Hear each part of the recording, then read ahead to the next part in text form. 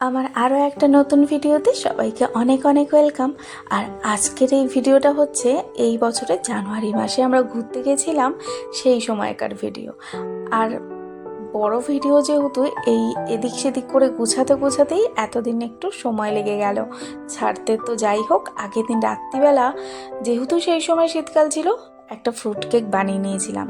আর পরের দিন বেশ অনেকটা সকালে তৈরি হয়ে ঠাকুর পুজো টুজো দিয়ে বেরিয়ে পড়েছি আমাদের দুদিনের ট্যুরে। তো আমাদের এই পুরো যে ঘোরাটা হবে, এই আমার বরের যে বাহনটা আছে স্কুটি, এটাতে করি। তো আমরা যাই হোক 1.5 ঘন্টা পথ চলার পর সকালের ব্রেকফাস্ট সারতে চলে এসেছি। আর এটা তো জানোই উড়িষ্যার ফেমাস দই বড়া আলুর দম। তো এটা তো আমার ভীষণ পছন্দের। দেখো না, প্রথমে দই বড়াগুলো দিয়ে দিচ্ছে, তার উপরে দিয়ে দিল ঘুগনি, এদিকে দিচ্ছে আর একজন ভাজা মশলা, আর একজন দিচ্ছেন আলুর দম। এরমভাবেই ওনারা দুজনে হাজব্যান্ড ওয়াইফ বানিয়ে নিচ্ছিলেন। আর এতে এত কিছু মশলা পাতি, ঘুগনি, আলুর দম যায়, আর এত সুন্দর লাগে খেতে। তোমরা যারা খেয়েছো তারা তো জানোই। আর আমি যখনই যাই তখনই আমার এই খাবারটা প্রচণ্ড পছন্দের একটা খাবার। আমি জানি না কেন এই খাবারটা আমার এত পছন্দ হয়, মানে যেহেতু একটু চটপটা টাইপের বলে সেই জন্যই হয়তো ভালো লাগে খেতে। এটা যদি আমাকে কেউ 3 বেলা খেতে দেয়, আমি 3 বেলায় খেয়ে নিতে পারবো, ওই অনেকটা ফুচকা খাওয়ার মতো। আর দেখো কতটা ফ্রেশ আর গরম ধোয়া ওঠা তরকারিগুলো ঢালছে। এরপরে না উনি এতে দেবেন কাঁচা পেঁয়াজ, টক দই, আর দেবেন ঝুরি ভাজা। তারপরে ওনার একদম প্লেটটা সাজানো কমপ্লিট, আর আমরাও 4 জন মিলে নিয়ে নিয়েছি আমাদের সকালের আজকে পছন্দের ব্রেকফাস্ট।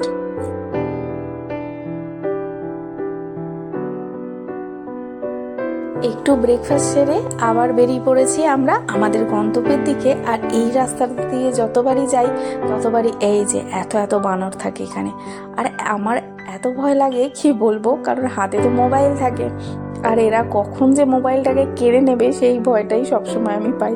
তবু তার মধ্যেই এদের ছোট ছোট ভিডিও ক্লিপ আমি তুলেই নিয়েছিলাম। এই যে দুদিন আমরা ঘুরতে যাচ্ছি, আর এই রাস্তাটা পুরোটাই আমরা পাহাড় আর জঙ্গলের মধ্যে দিয়ে যাব। তো যাই হোক, এই মাঝে মাঝে পাহাড়ের দেখা, মাঝে মাঝে ঘন জঙ্গলের দেখা, এই প্রকৃতিগুলোকে আপনাদের সাথে শেয়ার করব। আর আপনারাও যদি এইখানে আসেন ঘুরতে, আপনাদের কতটা কি ভালো লাগবে আর কতটা কি সুবিধা অসুবিধা হবে সেগুলোও কিন্তু এই ভিডিওতে বলে দেবো। তো দেখুন দুপাশে এত সুন্দর প্রকৃতি। তো আমি জানি প্রকৃতি কে না দেখতে ভালোবাসে বা কার না ভালো লাগে।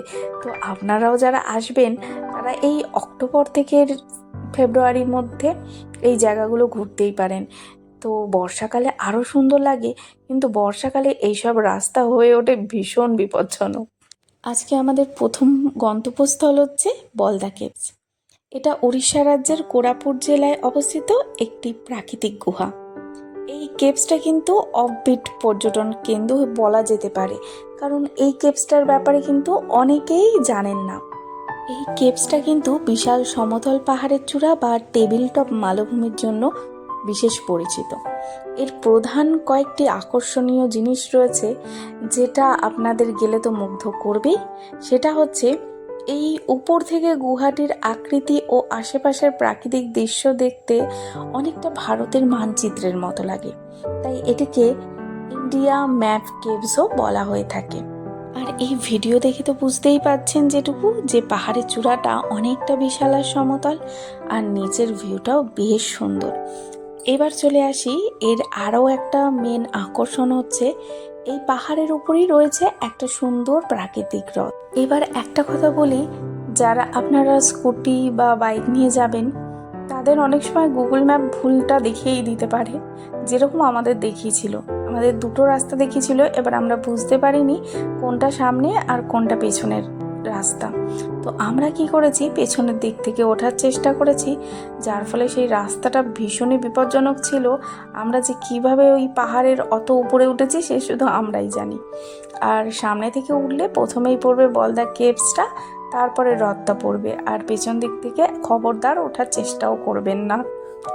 আর এই কেভস থেকে আরও একটা আকর্ষণীয় জিনিস দেখতে পাবেন যদি সেই সময় যায়, এই নিচ থেকে না ট্রেন লাইনটা পুরো দেখা যায়, আর ট্রেন গাড়ি যে চলে যাচ্ছে সেটাও দেখা যায়। আর এই যে এই গুহার প্রধান উপাস্য দেবী হলেন ডাঙ্গার দেই। প্রতি বছর চৈত্র মাসে এখানে স্থানীয় আদিবাসী উপজাতিদের নিয়ে চৈত্র উৎসব পালন করা হয়, যেটিকে এনাদের স্থানীয় ভাষায় বলদা মা নাগেশ্বরী গুহা যাত্রা বলা হয়ে থাকে। তো এবার বলি তোমরা কিভাবে এখানে যাবে।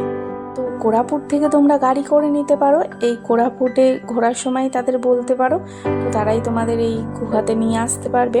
আর যারা স্কুটি বাইক করে আসবে তারা একটু গুগল ম্যাপ দেখে চলে আসবে। তবে আর একটা ইনফরমেশন, এর উপরে কিন্তু বিশেষ কোনো খাবারের দোকান নেই।